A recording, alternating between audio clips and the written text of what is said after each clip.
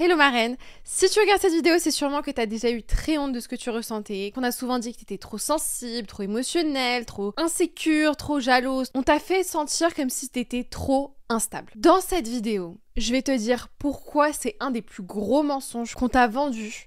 Pourquoi est-ce que être une femme sensible, être une femme émotionnelle, c'est ton super pouvoir? Et je vais finir par te dire comment est-ce que t'en fais ton super pouvoir. Ta sensibilité, c'est pas une faiblesse, c'est une force. Salut, si tu me connais pas, je m'appelle Choquette et je t'apprends à reprendre ton pouvoir dans tes relations et à avoir confiance en toi, tout en te donnant des tips psychologie et beauté. Pour ceux qui sont intéressés de rejoindre mon tout nouveau programme Reprends ta couronne et rejoindre celles qui ont décidé de devenir magnétiques et attirées naturellement, le lien est dans la description juste en dessous. Et pour celles qui veulent aller encore plus loin, tu peux booker un appel gratuit de 30 minutes avec moi dans lequel on verra ça ensemble. Ok, on commence directement en parlant du mensonge qu'on t'a vendu dans lequel on t'a fait croire que le fait que tu ressentais, que tu avais des émotions, que tu étais une femme sensible, c'était quelque chose de dérangeant. Depuis que t'es petite, on t'a fait te sentir inadéquate avec tes émotions, avec ta sensibilité. On t'a appris à ce que pleurer était dérangeant, à ce que avoir ces émotions-là était dérangeant. Donc on t'a conditionné à te faire toute petite, à ne pas déranger, à apprendre à t'adapter aux autres. Et c'est pour ça qu'aujourd'hui, en tant que femme, t'as du mal à fonctionner dans tes relations et à prendre ta place dans tes relations, parce que prendre ta place voudrait dire faire de la place pour tes émotions avant tout. Et ces émotions-là ont été perçues comme une faiblesse depuis que t'es petite. Pourquoi est-ce qu'on t'a fait croire que c'était une faiblesse et que c'était dérangeant? Parce que les personnes autour de toi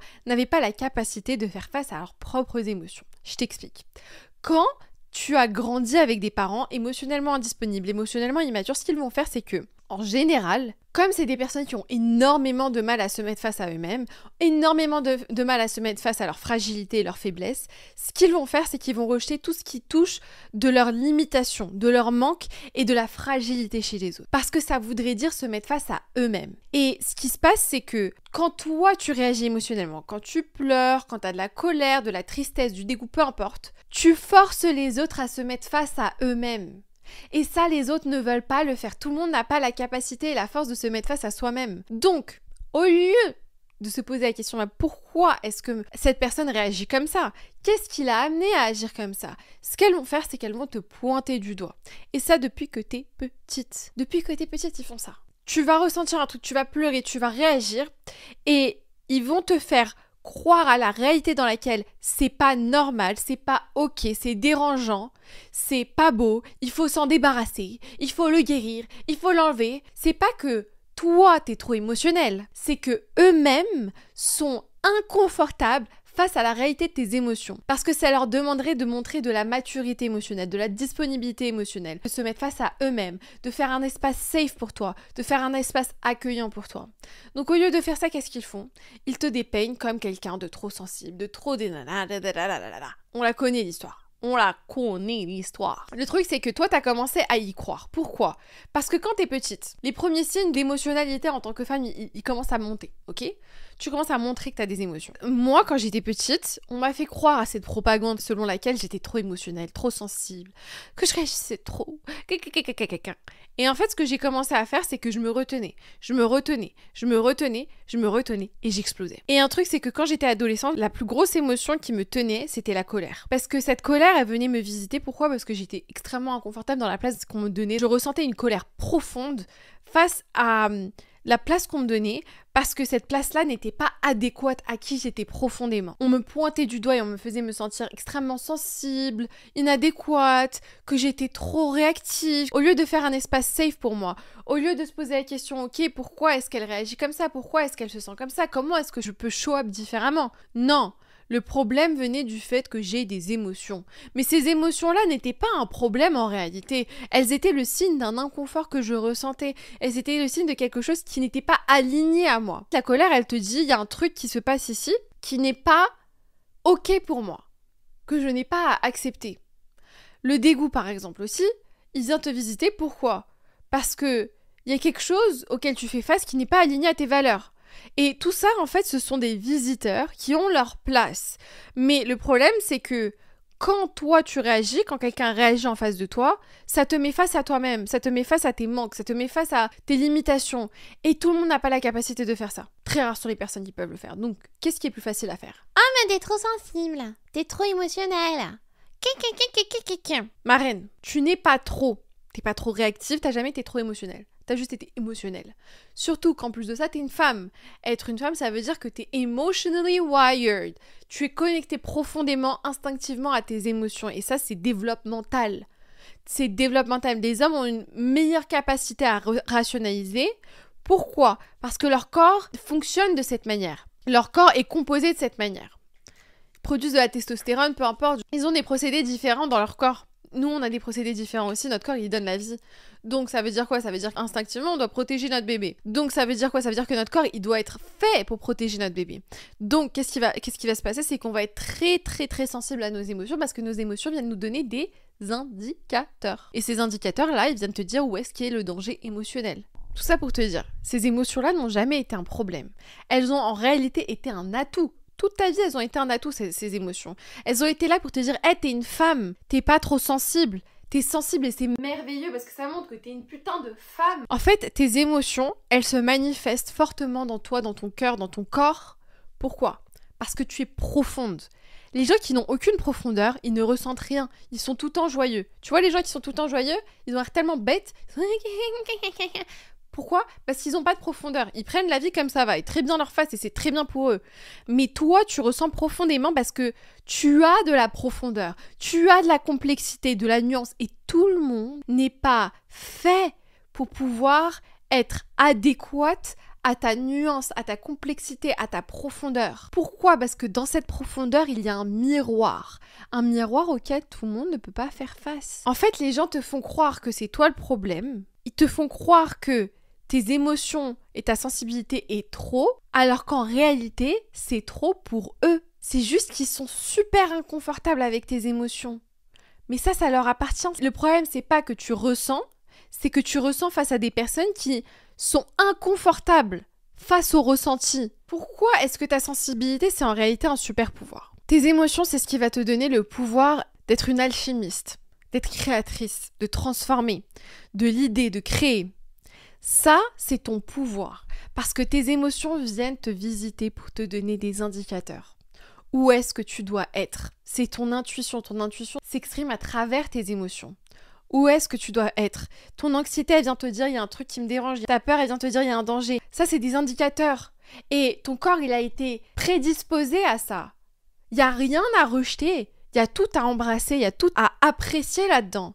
Il y a une puissance énorme à pouvoir ressentir en tant que femme. Qu'est-ce qui se passe quand tu passes ta vie à refouler tes émotions ? Il faut savoir un truc, c'est que les personnes qui ont besoin de garder une image parfaite d'eux-mêmes pour être sûres de pouvoir garder une ligne conductrice, de pouvoir survivre, c'est des personnes qui ont une insécurité profonde. Quand tu ne peux pas faire place à tes émotions, à ta fragilité, à ta sensibilité, aux émotions des autres, à la fragilité des autres, tu es en insécurité profonde. Tu le construis sur une base tellement instable et fragile, il n'y a aucune sécurité là-dedans, il n'y a aucun amour réel. Parce que ta vraie magie, elle est dans ta sensibilité. Parce que quand tu rejettes ta sensibilité, qu'est-ce que tu fais ? Tu te désalignes, tu deviens dure, tu deviens froide, tu te suradaptes. Tu es toujours dans l'attaque. Tu as besoin de protéger ton ego. Donc, tes proches vont en souffrir. Tes proches vont en souffrir.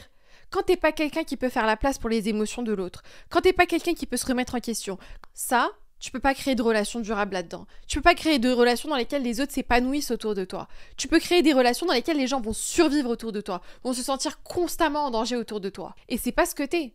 C'est pour ça que tu regardes ma vidéo. Et c'est ça aussi ton super pouvoir, c'est que les gens peuvent se sentir en sécurité autour de toi. Quand t'es quelqu'un qui est ouvert avec ses émotions, quand t'es quelqu'un qui ressent profondément, tu invites les autres à ressentir profondément. Pourquoi ?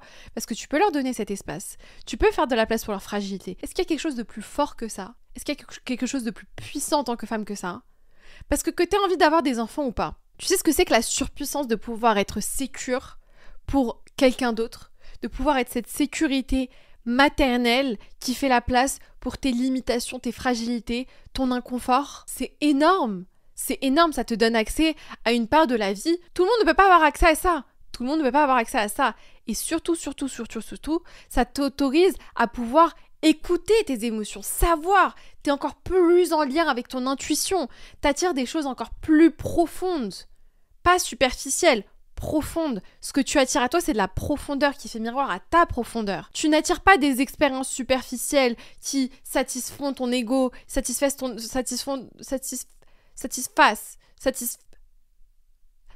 qui vont satisfaire ton ego.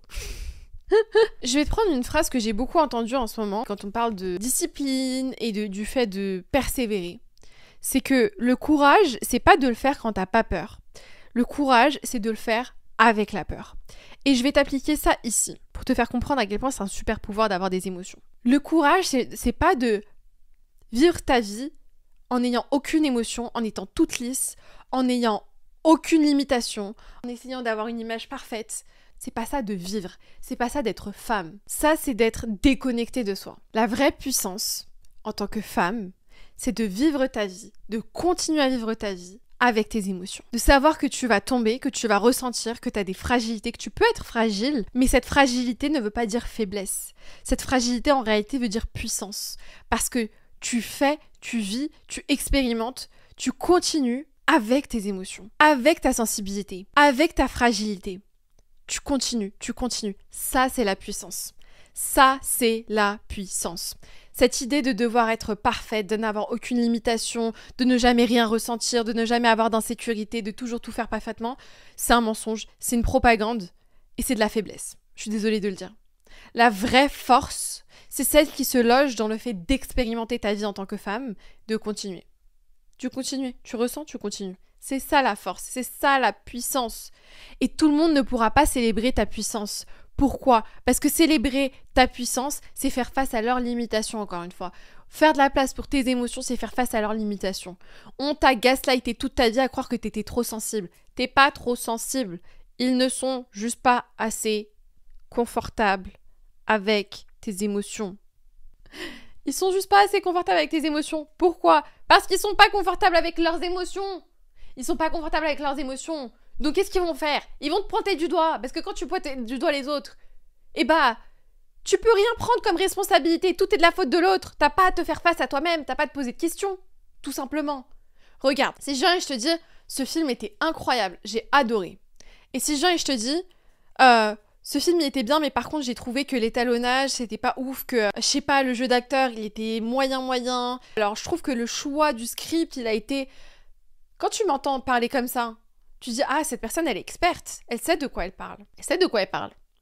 Pourquoi ? Parce qu'au lieu de juste apprécier de faire la place pour ce que c'était, j'ai pointé du doigt. Ça va pas.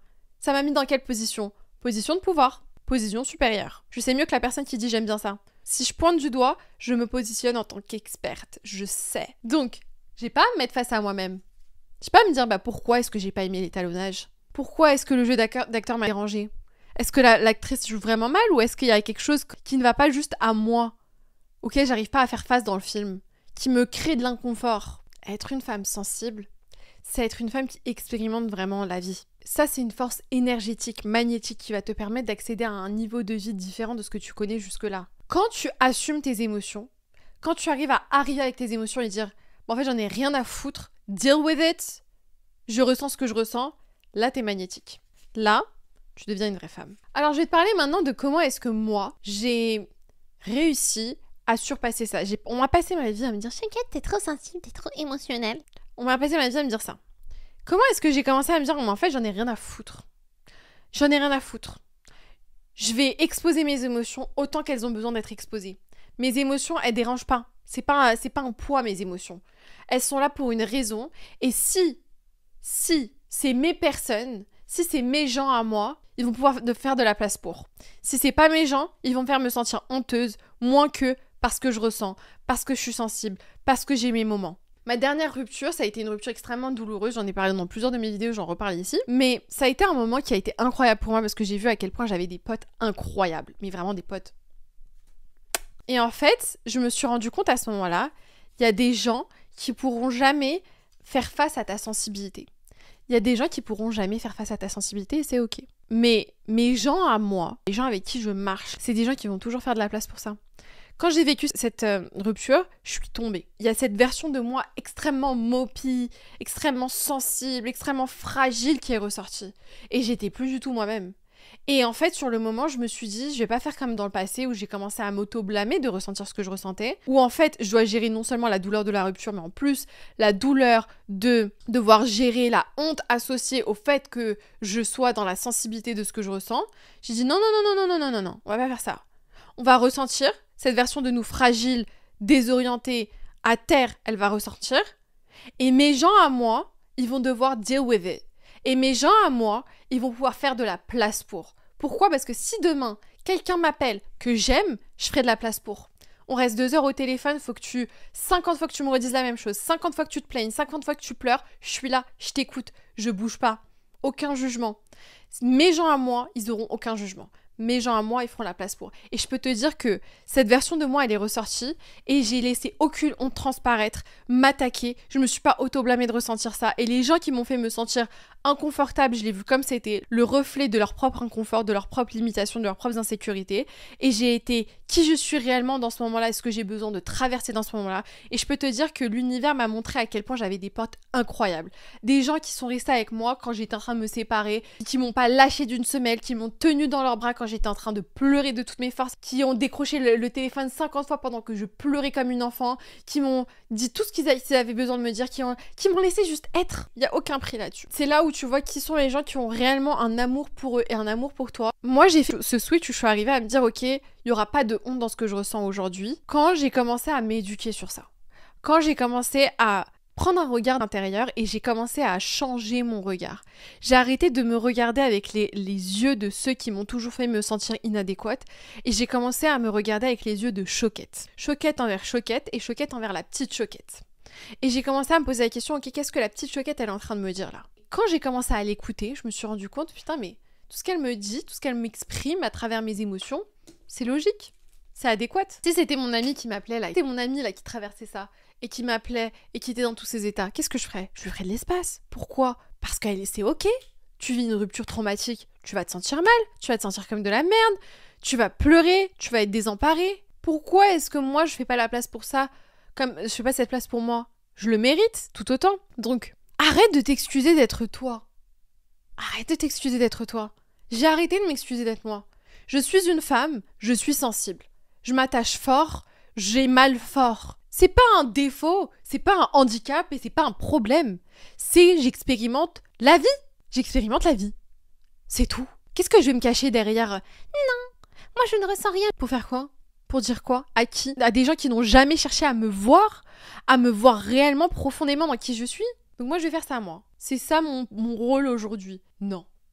Non, j'ai pas le temps pour ça. Ça m'intéresse pas en fait. Je vais pas faire ça. Je vais pas faire ça. Je vais être qui je suis.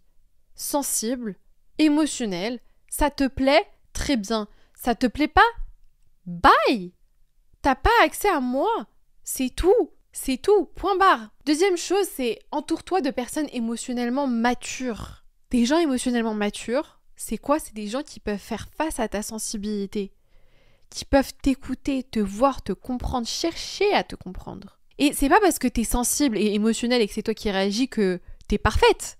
Je suis pas parfaite. T'es pas parfait. Mais tes émotions, elles ont leur place, toujours. Et les gens qui t'aiment et que t'aimes sont censés essayer de comprendre ces émotions, de faire la place pour ces émotions. Pourquoi? Parce que toi, tu ferais cette place. Mais quand t'es face à des personnes qui constamment te shut down, constamment te font sentir moins que, t'as juste envie d'être dans un truc d'attaque, de défense.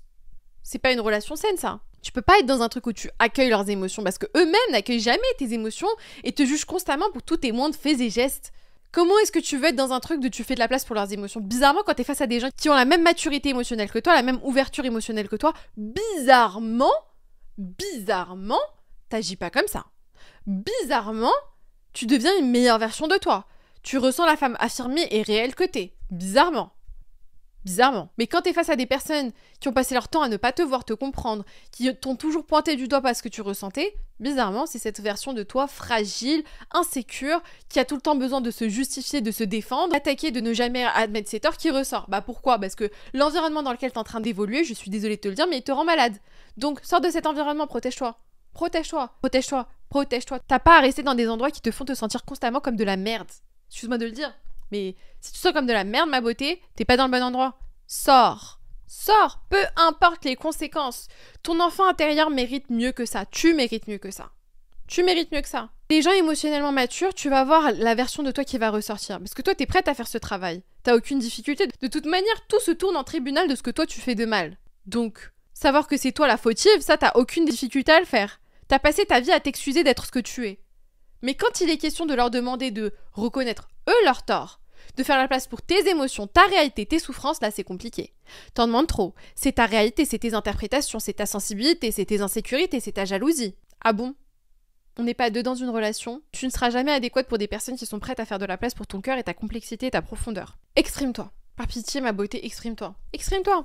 Si ça te dérange, c'est pas grave. Exprime-toi. Exprime-toi envers toi-même. Exprime-toi envers des personnes qui vont chercher à te comprendre. Et si les personnes en face de toi ne te comprennent pas, c'est pas grave. Si elles cherchent à te comprendre, c'est une chose. Si elles cherchent pas à te comprendre et qu'elles te pointent toujours du doigt, c'est autre chose. T'es pas au bon endroit. T'es pas au bon endroit. Exprime-toi. Et vois ce que ça donne. Et arrête de prendre tout pour toi. T'es pas parfaite. T'as tes torts. T'agis imparfaitement. Agir imparfaitement, faire des erreurs ne veut pas dire que tu n'es pas légitime de ressentir ce que tu ressens et d'être qui tu es. Agir imparfaitement ne veut pas dire que c'est toujours de ta faute. Agir imparfaitement ne veut pas dire qu'à chaque fois que t'as une embrouille avec quelqu'un ou un désaccord avec quelqu'un, ça se tourne en tribunal de ce qui va pas chez toi. Agir imparfaitement ne veut pas dire que tu dois toujours tout prendre sur ton dos pour protéger l'ego de l'autre. Et qu'il n'y a aucune place, aucune flexibilité sur le fait de pouvoir laisser entrevoir que peut-être que l'autre a mal agi avec toi aussi. C'est pas ça, c'est pas ton rôle, c'est pas ta vie. C'est pas ta destinée, je suis désolée de te le dire. Être une femme sensible et émotionnelle, c'est beau, mais laisse pas les autres en faire une arme contre toi. Les gens, ils sont pas censés en faire une arme contre toi. Et tu sais, t'es pas trop sensible, hein. Je dis sensible, mais t'es juste une femme, period. T'es pas une femme trop sensible, t'es pas une femme sensible. T'es juste une femme, period. Tu ressens des émotions, period. C'est pas tu ressens des émotions, t'es hyper sensible. Non, non.